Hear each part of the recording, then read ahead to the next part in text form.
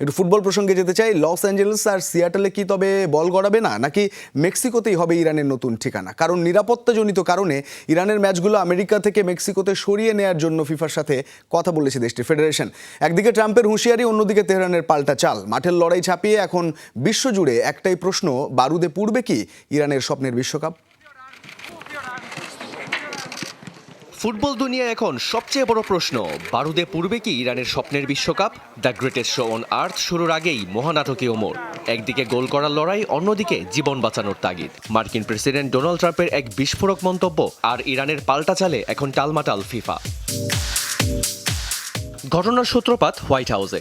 President Trump সাফ জানিয়েছেন ইরানি ফুটবলারদের নিরাপত্তার গ্যারান্টি তিনি দিতে পারছেন না। আর এতেই জ্বলে উঠেছে তেহরান। ইরান ফুটবল ফেডারেশনের সভাপতি মেহেদি তাজ সরাসরি জানিয়ে দিলেন, যেখানে নিরাপত্তা নেই সেখানে পা রাখবে না টিম ইরান।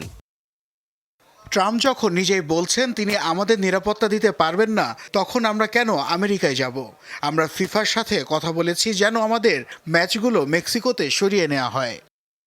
মাঠের লড়াইয়ের চেয়েও এখন বড় হয়ে দাঁড়িয়েছে মাঠের বাইরের রাজনীতি। সম্প্রতি আমেরিকা ও ইসরায়েলের বিমান হামলায় ইরানের সর্বোচ্চ নেতার মৃত্যুর পর পরিস্থিতি এখন টালমাটাল।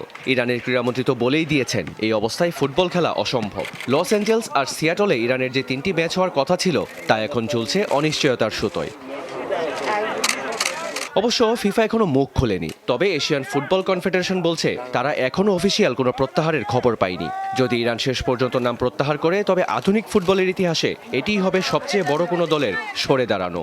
শেষ পর্যন্ত বল কি জালে গড়াবে, নাকি রাজনীতির গোলপোস্টে আটকে যাবে ফুটবল?